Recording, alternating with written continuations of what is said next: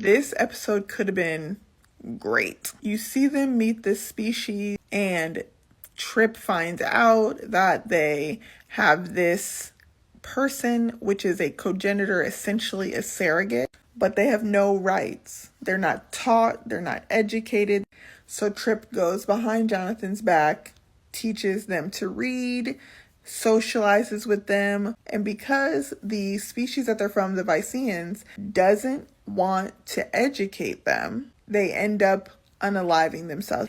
If they had attacked this as an advocacy and the crew of Enterprise, Jonathan, teach them about the culture that we have, where we have people, entities, be surrogates for people that cannot bear children, they maybe could have enriched that culture.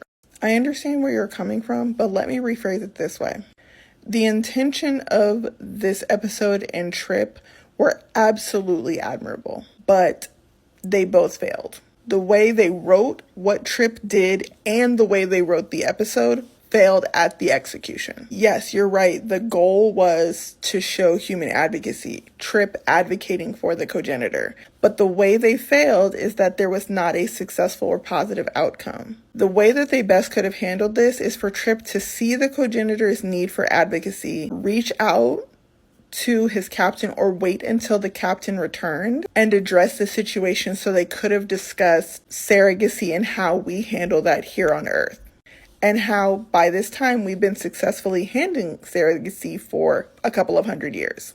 But what Trip did was defy orders, because at that time T'Pol was in command of the ship while Captain Archer was away, and she told him not to do it. That clearly the Viceans had an issue with what Trip was doing, and he did it anyway. His positive intention to advocate led to a negative consequence in destroying this relationship and causing the cogenitor's death.